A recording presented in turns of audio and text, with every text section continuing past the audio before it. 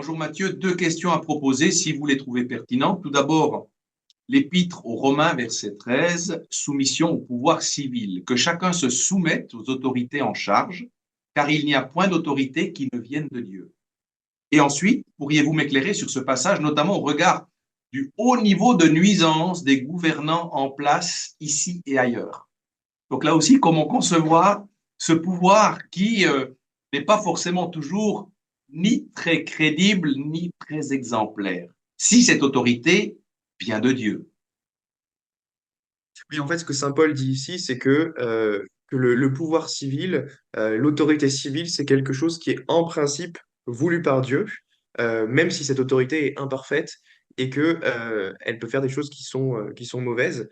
Ça ne veut pas dire qu'on est libre de désobéir à toutes les lois, sinon ça serait l'anarchie. Et donc, il faut au minimum pour qu'une société fonctionne bien, qu'il y ait une autorité civile qui régisse ce que peuvent faire ou non les citoyens. Et donc que c'est nécessaire ordinairement, je dis bien ordinairement, pour les chrétiens d'obéir à la loi. En revanche, quand les lois proposées par l'autorité civile en question contredisent frontalement et formellement des commandements divins, alors la parole de Actes 27 à 29 s'applique, il faut obéir à Dieu plutôt qu'aux hommes. Donc c'est-à-dire que la loi divine passe toujours au-dessus de la loi civile et que si la loi civile transgresse la loi divine, c'est à Dieu qu'il faut obéir et non pas aux hommes. Donc typiquement sur l'avortement, même si c'est légal et que même si l'État abolirait l'objection de conscience, par exemple, et forcerait les médecins à pratiquer l'avortement, ces médecins auraient le devoir moral de désobéir à la loi et d'obéir à Dieu plutôt qu'aux hommes. Donc c'est typiquement un cas où, quand il y a une contradiction frontale avec la loi naturelle, c'est d'abord à Dieu qu'on doit obéir, même si ordinairement, en circonstances ordinaires, on obéit au pouvoir civil. Donc il peut toujours y avoir des exceptions à ça. Et j'ai un exemple concret. Il y a bien des années, quand j'avais fait mon service militaire, j'étais encore recrue. Comme mon ancienne vie, c'était justement comme militaire. Eh bien, je me souviens très bien d'une chose qui m'avait profondément marqué. Notre colonel, qui commandait l'école de recrues à cette époque-là, vous avez dit, vous arrivez dans un système très hiérarchique, organisé, où le refus d'ordre est très sévèrement réprimandé. Mais vous saurez que vous n'avez pas, si le cas se présente, où vous êtes touché dans l'aspect de votre moralité, de votre connaissance et conscience religieuse.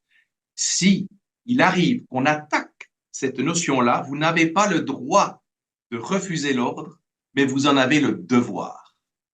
Et j'ai trouvé très beau. Parce que là, en effet, il y avait un garde-fou. Et du moment qu'on touchait, eh bien justement, là, une question de conscience, une question de religion et de loi qui était supra, qui dépassait cette loi de la hiérarchie militaire et qui pouvait s'opposer justement à parfois une certaine absurdité que l'on vivait, eh bien, on devait. C'est pas qu'on avait le droit, mais on avait le devoir de la dénoncer. Et je trouve ça très beau. En tout cas, ça m'a toujours rassuré et équilibré par rapport aussi à savoir qu'est-ce que je devais accepter ou non dans l'aspect que ce soit militaire ou politique aujourd'hui. Oui, oui, d'ailleurs, dans l'aspect militaire, il y a d'autres exemples. C'est par exemple quand la guerre qui est lancée par le gouvernement n'est pas une guerre juste et qu'elle vise notamment à tuer des innocents. Donc, par exemple, les bombardements de civils qui ont pour cible directement les civils sont absolument exclus par la théologie morale catholique. On ne peut pas avoir pour cible en guerre. En guerre juste, de tirer sur des civils ou de bombarder des civils. Et donc, pour le soldat militaire à qui on donnerait ces ordres, il aurait l'obligation morale de désobéir à son supérieur parce qu'il faut obéir à Dieu plutôt qu'aux hommes, comme le dit le livre des Actes des Apôtres.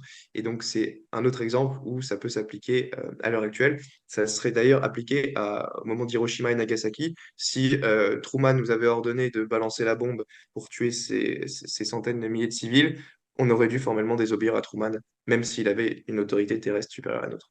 Absolument.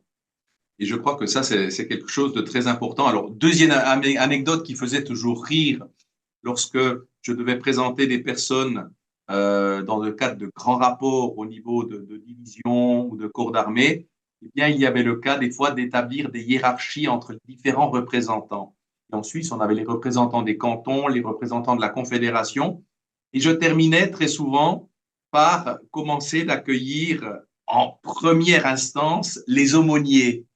Et les aumôniers, c'était ben voilà, des personnes qui étaient en général des prêtres ou des pasteurs qui étaient là au nom de leur foi. Et je me souviens très souvent m'être fait réprimander parce qu'on me disait, tu n'as pas à mettre ces personnes-là tout devant, il faut mettre d'abord les personnalités politiques qui représentent la Confédération, parce qu'on représente toujours les personnes le plus hautes au niveau de la hiérarchie. Et je leur disais, je les prenais au piège en disant, mais l'aumônier représente qui? Et là, en général, les personnes se taisaient. J'arrête là.